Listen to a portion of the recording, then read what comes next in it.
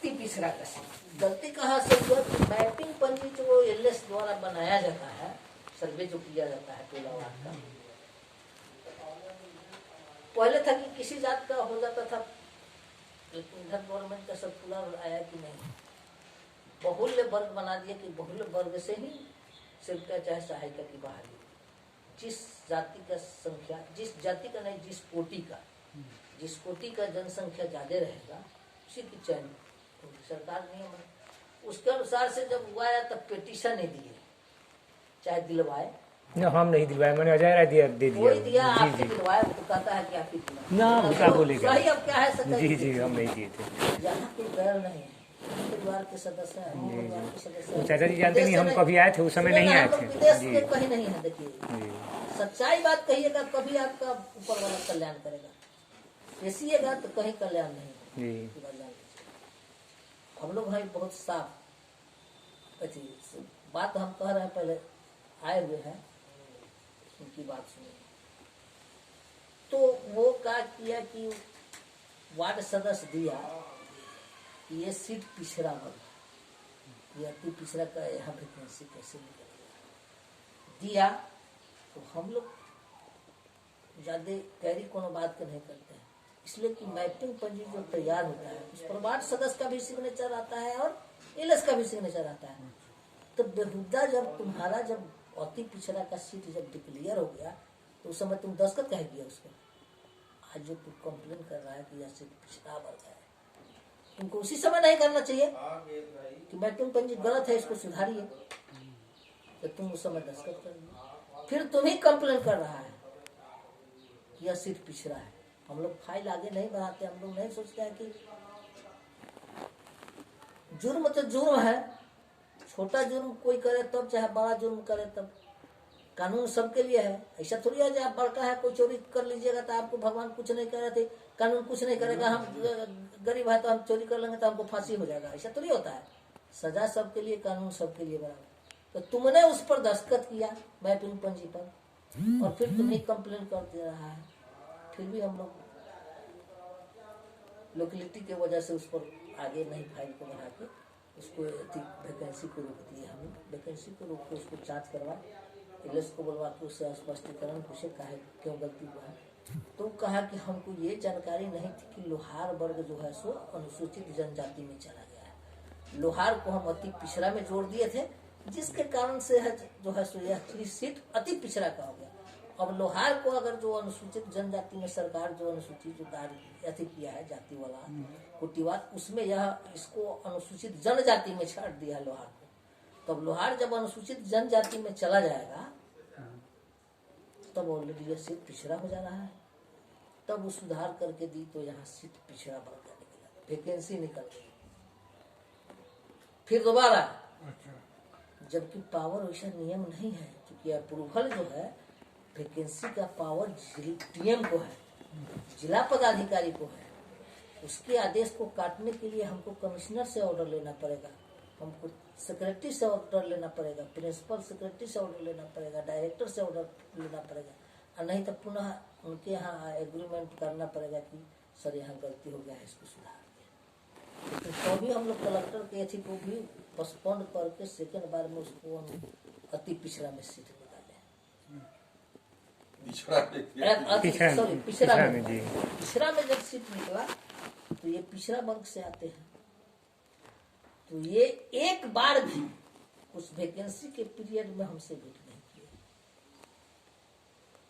आप तो reasonable person है, चाहे आप जानते हैं ऑफिस का रूल रेगुलेशन, किसी भी ऑफिस में हेड क्लर्क चाहे उसके असिस्टेंट, कागज पत्र का नॉलेज तो उसी के पास रहता है।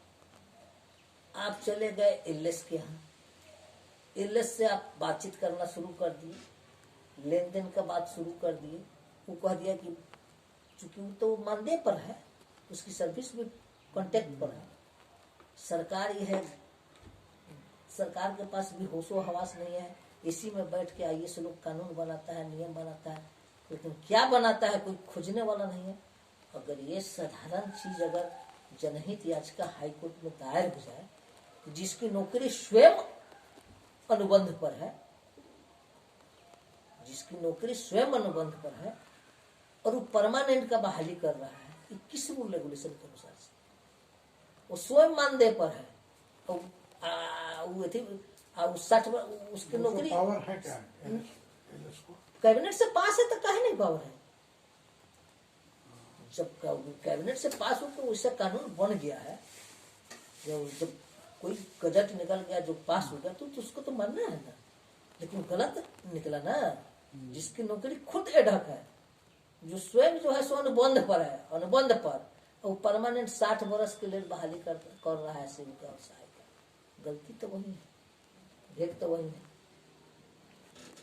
तो उनको कह दिया कि बहाली करने का पावर हमको है, बड़ा बाबू को तो है नहीं। इसलिए जो भी बात करना है आप हमसे कीजिए। ये बात उससे करना शुरू कर दिए।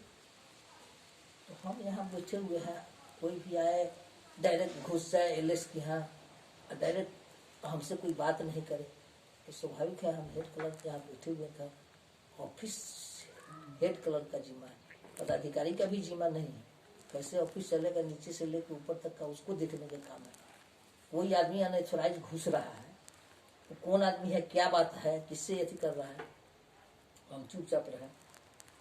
उस समय तो इनकी बहाली हो जाती, क्योंकि ये पिछड़ी जाति के अथी भी बनवा लिए थे, जातीय प्रमाण पत्र सब बनवा लिए थे। तो मेरे पास सरकारी रूल रेगुलेशन का जो बिहार गजट जो निकलता है, उसमें बिहार गजट में है कि किसी भी लड़का या लड़की की जाति की गणना उसके पिता की गणना से होगी। किसी भी जाति की गणना उसके पिता की जाति से होगी। अगर कोई चमार आदमी ब्राह्मण से शादी कर लेता है, उससे जो उत्पन्न बाल बचा है वो ब्राह्मण कहलाएगा, वो चमार नहीं कहलाएगा। अगर कोई चमार व्यक्ति ब्राह्मण से शादी कर लेता है और उस चमार से उत्पन्न बाल बच्चा जो है चमार कहेगा, न कि ब्राह्मण कहेगा। ये सरकार का गजट है बिहार, ये राष्ट्रपति राज्यपाल का गजट है बिहार गजट पे। तो चूंकि जाते थे भेंट करते थे तो हमको लगा खड़ा, इनका हम कुल्लू खोजने लगे कि ये आदमी कौन है भाई जाता है। तो हमको मालूम हुआ कि ये आदमी आता है बहाली उगाने के लिए, और मालूम हुआ यो कि नंबर 1 पर ही है। तो इनका आवेदन हम पूरा निकाले, आवेदन देखे कि जरा सा भी इस आवेदन में हमको कहीं सब कोई कुल्लू मिले जो इसको हम कैंसिल कर दें, इनका होने नहीं, स्पष्ट बात कर रहे हैं हमसे। तो हमने जब इनका सब टोटल आवेदन को जब लाइन में लाइन जब पढ़ने लगे, कहाँ अंशवार छूटा है, कहाँ एकले छूटा है, कहाँ, चूँकि हम किरानी ना, हम रिटायरमेंट के पीछे 9 साल नौकरी, हम प्रैक्टिकली लोग ना है, फ्री वाले नहीं ना, जब भी बहाली हुआ है निकल गए, उसमें भी जात के हम न लाजिए। इनके देखे तो इनके पत्नी के आवेदन में जो सर्टिफिकेट लगा था इनका, उसमें सहनी था पिता का नाम। हम कहे कि यह सीट तो पिछड़ा पड़ता है और पत्नी सहनी है, इनके पिता अभ्यर्थी के पिता सहनी है, तो अति पिछड़ा आया।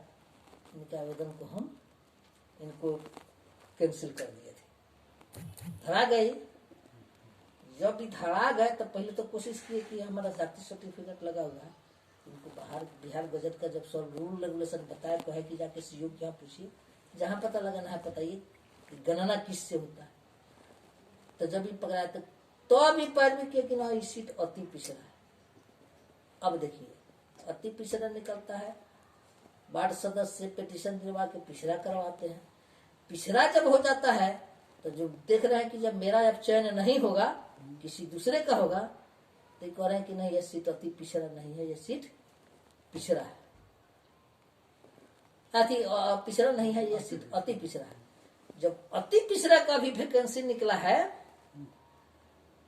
जब अति पिछड़ा का वैकेंसी निकला है, फिर जांच के लिए अथी LS से मिलके जांच करवा दिए। वहां जो टोटल अथी है, नियम नहीं है, वैकेंसी निकल गया था, लेकिन फिर भी ये कहे कि सर हमारा होना चाहिए। हम कहे ठीक है, इसको जांच करवा लेते हैं। तो सीट बोलो अति पिछड़ा, कहे ठीक है, अति पिछड़ा है तो अति उत्तम है, तब तो आपका हो जाएगा। क्योंकि आपकी पत्नी अति पिछड़ा है और उसी की बहाली करनी है, तो आपका निश्चित रूप से हो जाएगा। तो हम अति पिछड़ा का यहाँ वैकेंसी, फिर इनके कहने पर जब अति पिछड़ा का सीट निकल गया तो फिर पिछड़ा वाला विरोध करना शुरू कर दिया। उसमें दुबे जी लोग पैरवी कर दिए एसडीओ साहब के यहाँ। जी हाँ वही लोग, वो परिवार करीब लोग का भी ऐसी है। हाँ तो वो जाके अथी कर दिए। तुरंत फोन आया, एसडीओ साहब फोन किए, मैडम को पहले फोन किए, उसके बाद मैडम हमको फोन की, उसके बाद फिर एसडीओ साहब हमको फोन किए, फिर खरीदिया वार्ड नंबर।